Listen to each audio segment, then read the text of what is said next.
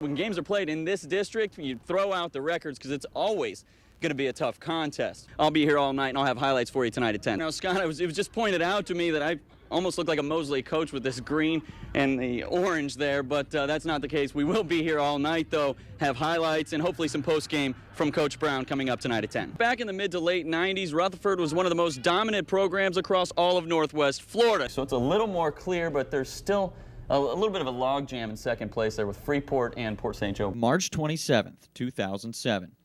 That's the day when Luke Rowell's life changed forever. Rowell was a sophomore at Chipley High School and an up-and-comer on the football team. Sitting on his couch before a morning workout, he collapsed with a brain aneurysm, and his football career was over.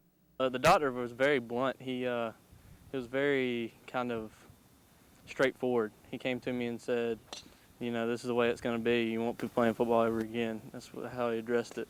Something Rowell surely didn't want to hear. And it hurt. I mean, I went to the psychiatrist at that time, and she said to give it 1 day.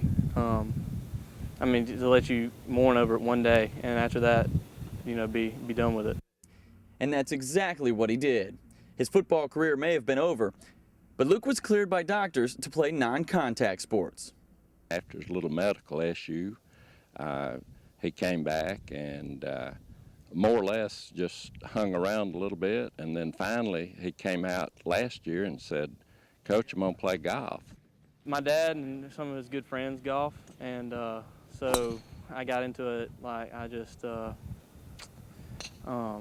of slowly worked my way into it. I've only been playing for a year and a half, so I'm really not that good, but I try.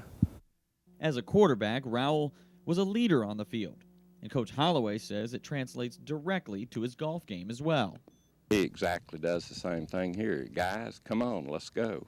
It's a natural leadership that the young man has. Luke Rowell lost a lot on that March day. He lost his dream of football, but through all of this, Luke found something too. Something more important than a sport. Luke Rowell found himself. In Chipley, Tim Owens, News Channel 7 Sports. Just a freshman on the Gulf Coast softball team, Jill Mathis is making an impact. And to anyone familiar with the Mathis name, that should come as no surprise, as her older brother, Jeff, is the starting catcher for the Los Angeles Angels. Growing up, you know, I always looked up to him. We've became really close lately, but he worked really hard. I really admire him for all the hard work. And that's the kind of luxury most college athletes only dream of, an older brother with a wealth of knowledge playing your sport professionally. He helps me out and gets me out of my slumps as far as emotional or, you know, mental. He gets me out of that. He knows how to, you know, talk to me and calm me down a little bit. She don't ask for much help, but when I get to watch her and see some things, I try to throw my 2 cents in there. She take your advice? Sometimes. Not most of the time she does. She listens. And Jill says her success, well, it directly reflects what her older brother had taught her when she was just learning the game. I just feel like I was brought up in it. I was raised around it. And, you know, I just feel like a lot of it came from them. Both of these siblings, though, like to say the other is the better athlete. She's a good athlete. She pretty much got it honest. I like to tell him I taught him all that he knows, but everybody knows that's not true. In Panama City, Tim Owens, News Channel 7 Sports. The Pittsburgh Steelers won one for the thumb back in 2006. Well, today they had a chance to win a record 6th Super Bowl championship. To Tampa we go. The Steelers taking on Larry Fitzgerald and the Arizona Cardinals. Pick it up late in the first half. Pittsburgh already leading 10-7, but Arizona on the move. And Kurt Warner is picked off by the Defensive Player of the Year. James Harrison rumbles 100 yards on the pick six. That's a Super Bowl record. Steelers take a 17-7 lead into the half. Fourth quarter now, 2016 Pittsburgh, just over 7 minutes to play. Warner to Larry Fitzgerald. He finds a seam and gone. 64 yards on the touchdown catch and run, his second of the game. The Cardinals take the lead 23-20, but the Steelers and Big Ben have an answer. 8 plays, 78 yards, and 2 minutes, 2 seconds, ending with an amazing 6-yard touchdown catch by Santonio Holmes, dragging both feet in bounds, giving the Steelers a 27-23 lead. Cardinals with one last chance, but Warner would fumble the ball away with 5 seconds to play, and the Steelers win number 6, 27-23, the final. Hombre Golf Club in Panama City Beach is hosting a 16-team NCAA golf tournament tomorrow and Tuesday.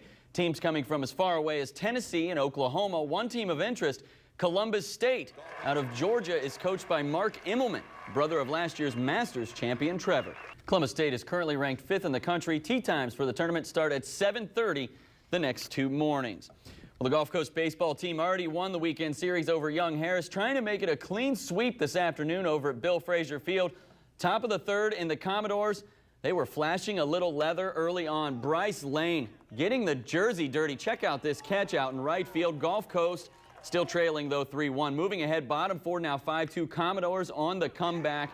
Will Howard, the double down the line. Lane comes in to score 5-4, but the Young Harris sticks would light up again. Not exactly a good day on the mound for the Commodores. They lose for the first time of the season, 18-7. Speaking of the Commodore baseball team, former Gulf Coast and Mosley pitcher David Herndon has been invited to the Los Angeles Angels Major League Spring Training. Herndon spent last season in Rancho Cucamonga going 3-7 with a 5.01 ERA and 17 saves in 43 games, while switching from the starter role to a closer role. Herndon spent his winter here in Panama City working out with several major and minor leaguers over at Gulf Coast. Last Tuesday, Bay High football coach Mike Healy resigned after his 7th season, ending his 7th season with an 0-9 record. Bay principal Mackie Owens is in the process of forming a hiring committee to find the next leader of the Tornadoes. The Mosley girls soccer team is just 3 wins away from playing for a state championship, and standing in their way is a familiar opponent. The Dolphins have played Tallahassee Childs 3 times already this season, winning 2 of them, tying the other, outscoring the Timberwolves 4-1.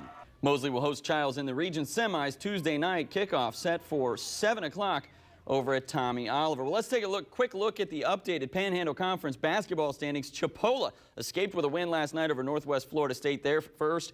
Gulf Coast is second with a win over Pensacola. As for the women, Gulf Coast moves a half a game ahead of Chipola after the Lady Commodores beat Pensacola last night, while the Lady Indians fell to Northwest Florida State. Fishing game forecast, a couple of pretty good bumps, peaking in the good at 4:30 in the morning and into the excellent at 5:30 tomorrow night. All right, sounds good. Thank you so much, Tim.